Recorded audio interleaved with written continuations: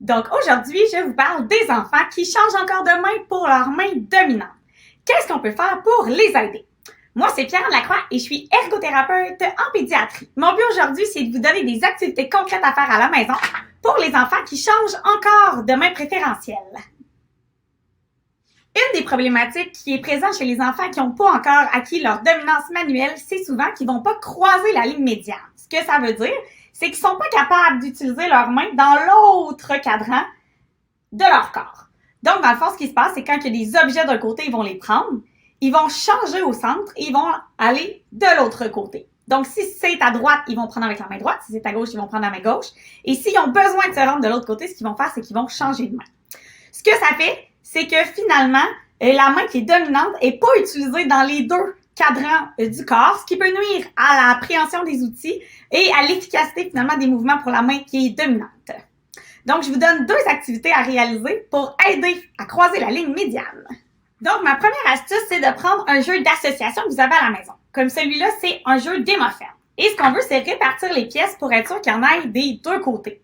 Donc, ce que ça va obliger, c'est que avec la main, peu importe de quel côté l'enfant va prendre la pince, c'est qu'il va être obligé d'aller croiser d'un côté ou de l'autre pour aller chercher les pièces. Ce qui est important, c'est de ne pas laisser l'enfant changer la pince en cours de route. Donc, s'il a commencé les mauves avec la main droite, bien, on prend tous les mauves avec la main droite. Après ça, il pourra essayer avec l'autre main, mais au milieu d'une tâche, on ne va pas changer de main.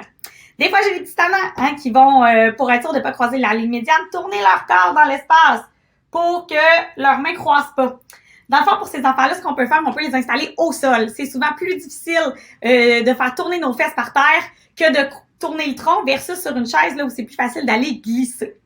Aussi, des fois, ce que je fais quand j'ai des enfants là, qui ont tendance à vouloir changer de main, même si on leur dit de pas le faire, j'utilise un cône. Dans le fond, ce qui se passe avec le cône, c'est qu'ils peuvent pas le déposer pour mettre les objets. Donc, comme ils ont les deux mains qui sont pleines, bien clairement, ils n'auront pas le choix, finalement, une fois qu'ils vont avoir quelques items dedans, de le tenir dans leurs mains. Puis là, ça va être beaucoup plus compliqué d'aller changer. Donc, on favorise qu'ils maintiennent la même main pour aller chercher tous les items. Ma deuxième stratégie pour aller croiser la ligne médiane, c'est de dessiner des arcs-en-ciel. Donc, que ça soit avec une craie au mur ou que ça soit sur notre feuille avec notre main, ce qui est intéressant de l'arc-en-ciel, c'est que ça fait passer d'un côté et de l'autre.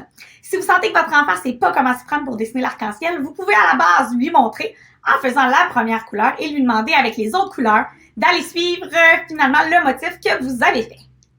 Une autre des raisons pourquoi les enfants changent de main, c'est souvent qu'ils manquent de force des épaules et qu'ils manquent d'endurance des mains, ce qui fait que quand ça devient exigeant d'un côté, ils vont aller changer de l'autre côté. Donc, c'est sûr que tous les exercices de renforcement des épaules, des mains, vont être utiles là, pour essayer de diminuer l'effet de perte d'endurance qui finit par faire changer les enfants de côté. Donc, voici quelques trucs pour améliorer la force. Si on commence par la force des épaules, une des activités qui est le plus facile à intégrer au quotidien, c'est de faire des activités à plat ventre. Donc, que votre enfant regarde la TV, joue au bloc ou joue à la voiture à plat ventre, ce que ça vient faire, c'est que ça vient mettre de la charge sur ses épaules, ça vient travailler les muscles de son dos qui vont aider finalement à stabiliser la ceinture scapulaire, donc à stabiliser les épaules, ce qui va faire que ça va être plus facile ensuite d'aller optimiser la main qui est dominante. Pour ce qui est de la force des mains, je vous recommande fortement le push-push. En fait, c'est le fun parce qu'on peut l'intégrer facilement au quotidien. Que ce soit de faire arroser les plantes, que ce soit de faire nettoyer la table, les murs, pour essayer le plus souvent possible d'aller chercher la force des doigts. Ça va aider notre enfant à être plus fort des mains puis à savoir finalement c'est laquelle sa main qui est la plus championne. Donc, pour ce qui est des exercices de renforcement, que ce soit les exercices à plat ventre ou les exercices de push-push, ce qui est important, c'est de les mettre de manière régulière. Ça se peut que votre enfant au début n'ait pas beaucoup d'endurance, donc il ne voudra pas le faire sur très longtemps.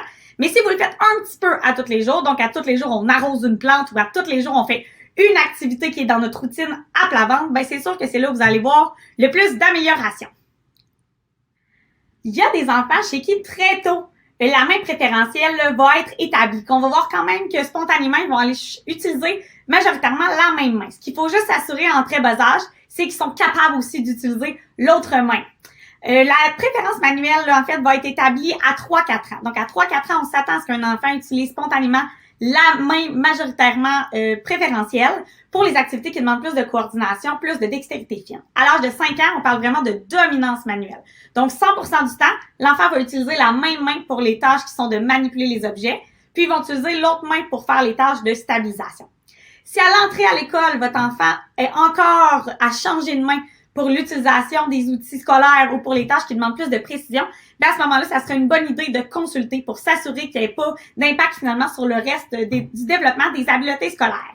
Si jamais là, les vidéos puis les trucs que je vous ai donnés sont pas suffisants, on peut toujours se voir en ergothérapie pour aller travailler sur la dominance manuelle. Vous pouvez vous rendre sur mon site internet pour avoir toutes les informations. Vous pouvez aussi m'écrire par courriel ou me téléphoner à savoir comment je peux vous aider et pour prendre rendez-vous.